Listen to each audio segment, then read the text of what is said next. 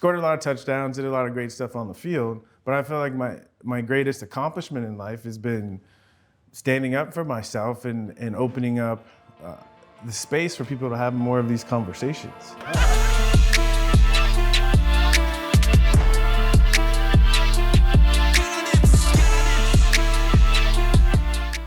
Well, we appreciate you making the time. No, of course. Yeah, man. Yeah, this is great. You know, I think is it's bringing back a whole bunch of memories. A whole bunch of memories.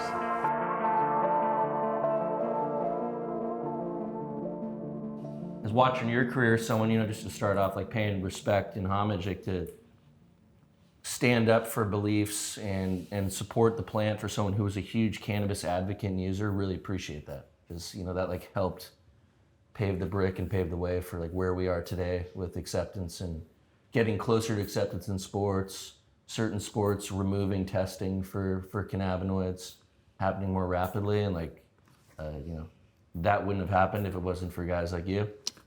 So. Yeah, well, I'm curious, when you first started to get that glimpse of these two worlds coming together, sports and cannabis, did you really think it would actually happen?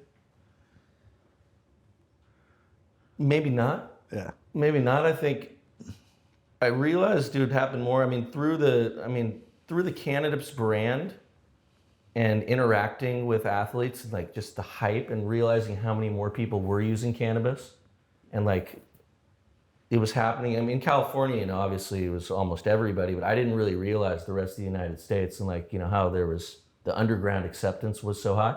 But I didn't really necessarily believe that it would be where it is today. And I mean, I know that in the next couple of years, it's going to be, you know, it's not going to be long until we have a Mike Trout being able to work with the Heisman brand or, you know, any of those things. So I can't wait to keep paving that way. And you know, we're really excited about that. I know you guys are really excited about that. Yeah. When did you think, or did you think, because as an athlete, I don't know when cannabis became a part of your life, like at a connoisseur level, but as players, we understand that, you know, things are used, things are consumed, you get tested for certain things, you can navigate that. But in the back of your mind, you're always thinking, like, when is this gonna be okay? Like, is this like, do they understand the benefits? Did you ever think that day would come? And when did you start to feel like, you know what? There's actually a push. Yeah. Well, it's funny. One of the things that I'm having to realize in life in general is what it feels like to get older. Sure. You know? And I don't think it's something, obviously, I don't think it's something you can truly appreciate until you reach a certain age, because you look back and you realize that different generations have different conditioning, different training around certain things. And so, like, it's funny, even hearing you say that, when I was coming up, even in the NFL, like, no one was talking about cannabis in a positive way. Mm-hmm. I mean, yes, up in California, up in the mountains, there were these rumblings in some small hippie communities. The rumblings have been there for decades. But out in the open, especially in sports, no one was having that. And so and I think what you're saying is like the older people are the ones that had to do all the heavy lifting of trying to work these things out, so that the younger generations, it's not so much heavy lifting. So like the stigma is not so heavy on especially my kids. You know, my kids are not going to grow up with such a heavy stigma. The older people did, and so I didn't. And so for me, it was that inner struggle of this is something that I'm finding a lot of use in, but everyone from the outside is telling me that if I do this, it's going to ruin my life. And so I had to wrestling with that inner conflict.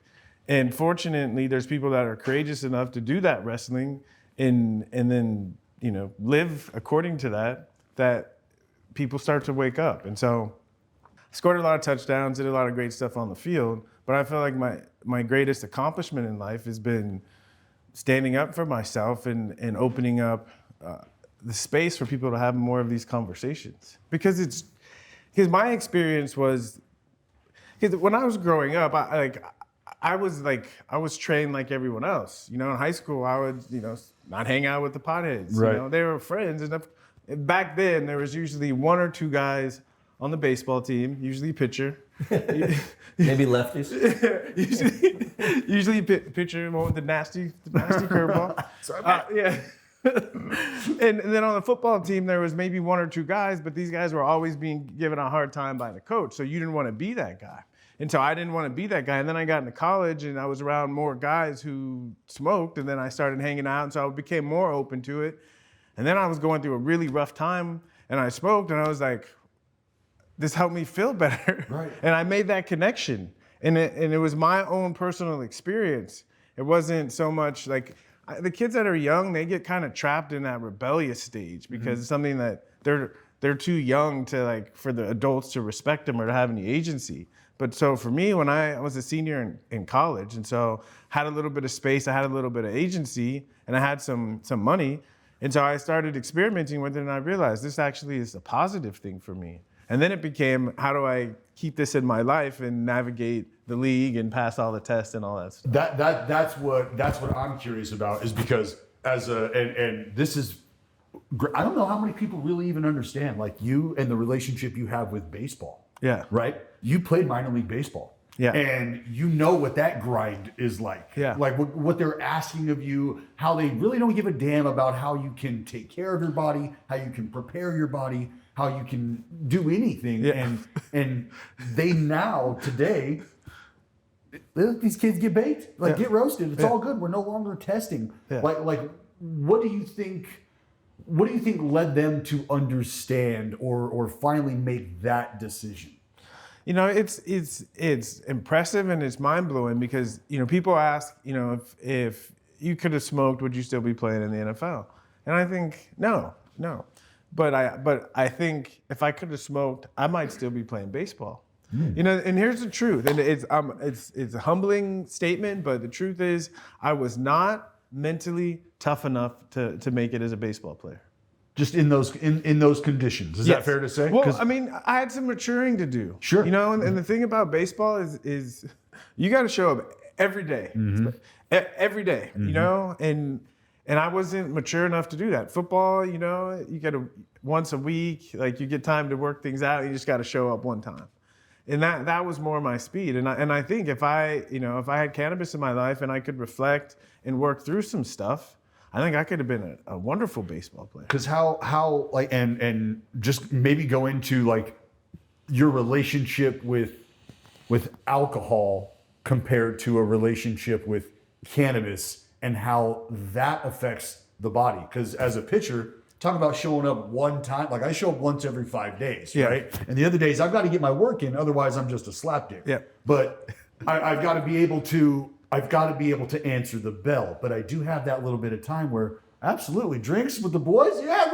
come on, bro, let's go. Absolutely. I'm not playing for another 3 days. Yeah. I'm down. But understanding what the cannabis can do for my body, how it can actually help me recover, how it can help me repair, and also prevent me from going out and being an asshole. Yeah. Is that sort of a saving grace, or could that have been a saving grace for guys if this would have been something that happened a lot earlier? There's no doubt about it. So I had a conversation with Andre Rison. Like I'm sitting next to Ricky Williams telling me he would have been a much better baseball player if the plant would have been, you know what I mean? Like that's real. But to me, this is what Heisman is all about. It's about how cannabis can help us like be better. Yes. You know, be better. And the truth is, what I love about sports is it really is a metaphor for life. Because every moment, every day in life, whether it's our work or being a parent or in a relationship, if we're truly like awake, we want to be better at what we do, right? And life gives us challenges. Oh. Right? We get challenges all the time, right? And it's the same thing. Like you're playing a team, that has a lot of guys that hit lefties well. Sure. Like you gotta be ready. You gotta be, and that's life. And so what I found is playing baseball, playing football. It prepared me to be successful in life. And part of that process is you go out, you take your best shot, and then you got to come back, lick your wounds, reflect, and see how can I do it better tomorrow.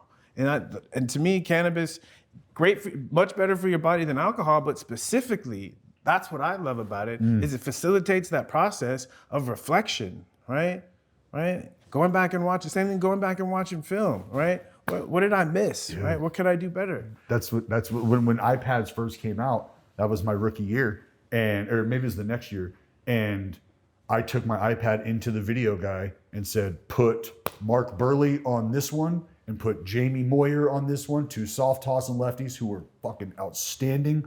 I need to watch these dudes. And that's what I would do on the airplane, man. Yeah. Like, I'm the one crushing brownies and I'm the one just locking in on the same video for 10 minutes, right? Yes. And like, for me, I knew that wasn't happening if I was slamming vodka, playing cribbage with the boys. Like, we're having a great time. Yeah. That's great for the clubhouse thread. That's Yes. awesome, right? Yeah. But for me, I was still able to be present with my team and actually be getting better at the same time. And I wasn't going to wake up the next day dreading my stadium run and the heavy lift, because that's my work day, because my body's drained and my legs are toast because they're dehydrated and shit. Like, I wasn't dealing with that. Yeah. And this is the thing that I think people don't realize. Because when I say, like, in order to be a successful athlete, warrior, anyone that goes at it, right? One thing that in order to do it successfully, you have to have the ability to recover. Otherwise, you could be the best, but if you can't recover, you're not going to be able to perform. And this ability to reflect and to rest your body I remember, like, I was in the training room one day before practice, and I was watching all the guys come into the training room to get their Toradol shot. And I was thinking, wow, we have to do this on a daily basis just to practice. Like, what is this going to do to our bodies over the long term? So I made a promise to myself. I'm going to see how long I can go in the season without having to do the T train. Yeah. And so I started using cannabis in a stretching routine. And what I noticed is I got more in tune with my body and I allowed things to relax. And so I was just more in tune. When something was a little bit off, I would do something about it instead of numbing it and compensating, which leads to more injury. And so I was taking less pharmaceuticals and I was healthier. It's incredible. Yeah. It's incredible. And I can tell you, as a big rider of the T train, because at the end of my career, I mean, my arm fell off and it took everything I could do to try to just get the ball to home plate. And that meant bending over the doctor's table a half hour before game time and getting that jolt of light, like, oh, there he is. That's what it is. Oh, man. That's what it is. People that have never had it, like, truly don't understand. They really don't. Like, you get up and you're like, well, hold on. Oh, yep, there's the fastball. Yeah. Well, it's the straight pitch, whatever you call it, but there it is. But that's so great, because I Oh my God. I did the same thing in regard to icing my arm and trying to figure out a way to just heal my body better. And that's where the introduction of CBD use came into play. And that's when I started talking to Case about the Cannadips thing, dip in and everything and just getting this into your body in a healthy way. It was an alternative. And so, like Case said early, you sort of leading that charge, in my opinion, and allowing athletes to get comfortable with maybe being uncomfortable in front of everybody else, but comfortable enough within yourself to trust the exploration, to trust that journey. And so have you taken stock of the gravity of the impact that you've kind of had on that? Like, because you've talked to a lot of people, man, but like, have you taken stock for yourself? Like, how important that shit is? Probably not, because I feel like the conversation is just getting started. Sure. Because the deeper part of my story, and I'm sure you can relate to this, is when I started really consuming cannabis, becoming a connoisseur, in those reflective moments, I wasn't just reflecting about football and my performance, I was reflecting about life. And I started to realize that there were parts of myself that I had been completely ignoring and almost like using football to compensate for.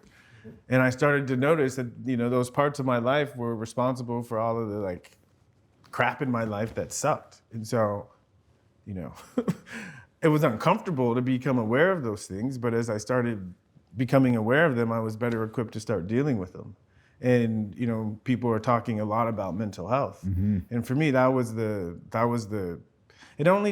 not only corrected my mental health issues, but it also gave me like a greater purpose in life.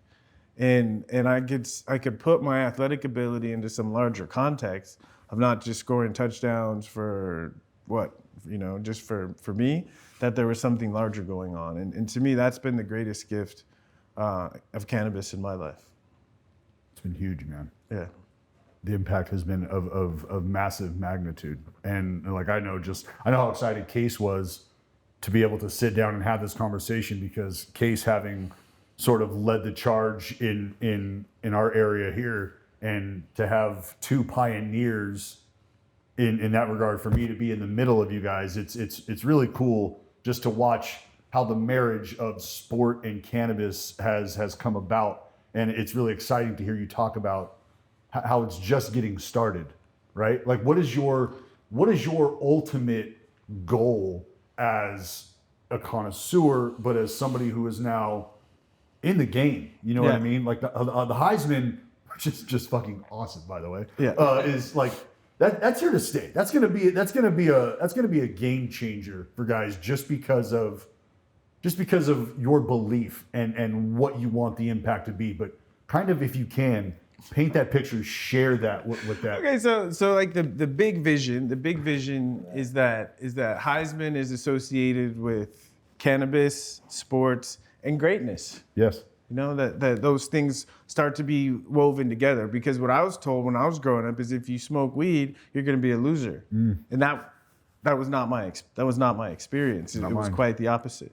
And so really starting to change that conversation. And the other thing, I took after I retired from the Ravens, went back to school, went back to Texas, and I took a class, took this really fascinating class on the history of sport. And there was one section that really touched me. It was in 1906. Teddy Roosevelt, the president at the time, called a conference to save football. And because there had been, I think, 6 deaths in college football that year, and so they wanted to just get rid of it. And he said, we have a war coming and we need to train leaders.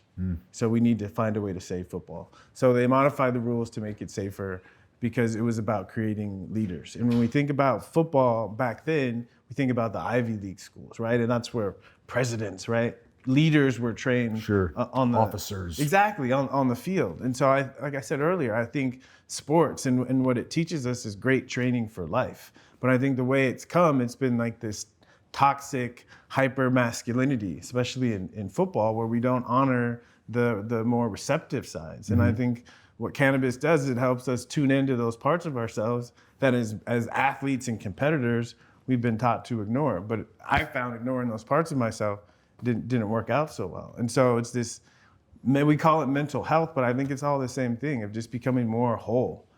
Does it feel like this conversation around cannabis is almost a reflection of our society? The conversation of cannabis and sport is a reflection of our society, how things can be so good for you if you just chill the fuck out and maybe read a little bit of something and kind of get out of the hole that you've dug yourself into and just open up a little. Like, it kind of feels like I kind of at times refer to the plant as like the man in the mirror medicine. Yeah. Like, because oh wow, you said it. Yeah, that's it. yeah, That's it. Like it's gonna you can have that. It's gonna force you. But it does. It kind of forces you to to confront yourself and confront some of the realities that maybe you might not be comfortable with. But there's a way to navigate that. And I think the bigger thing that I've learned, at least, is when I was growing up, I grew up going to church a lot. And spirituality was kind of considered something that was like not interesting, not fun. It was all about all the stuff you couldn't do. But as I've gone through my path, I've found like cannabis is real spirituality, because when you consume and you're around people, you feel more connected. You don't feel more separate from people. Right. And to me, and that feels good. And so my whole path of something that was supposed to be bad has turned into something that has been like amazing. And like the fact that we're here at Hall of Flowers, and it's just these mind-blowing experiences of something that was so negative now is such a positive, like wonderful thing. And again, bigger for me, because it feels like part of my purpose is to help spread that message that you put so succinctly, that you'll be more successful if you can learn to chill the fuck out and open your mind a little bit. It really is that simple. And you'd like to think it is, right? You'd like to think it is. I just, at times I battle with looking at people who don't understand it and wanting to bring them along, and then feeling like that they're kind of stuck in that belief, or they're stuck there. And I don't want to ridicule them, because I understand that if you don't stand for something, you'll fall for anything. And Yeah. I can respect that. Yeah. But I want to know where you think, just if you can look back then to where your journey started to where you're at now, what has allowed you in terms of cannabis and the usage and the consumption, what has allowed you to make it part of your everyday life and really become the vehicle for what you want to do in life? Honestly, like the alleviating suffering is what it, to me, is what it all comes down to, is that, you know, I got to a point in my life where I decided, like, I'm gonna suffer less. Yeah. And so I started prioritizing the things that made me feel better. And it worked. And so I think I think it's something that is a useful message to get out into the world. Fuck yeah. Yeah.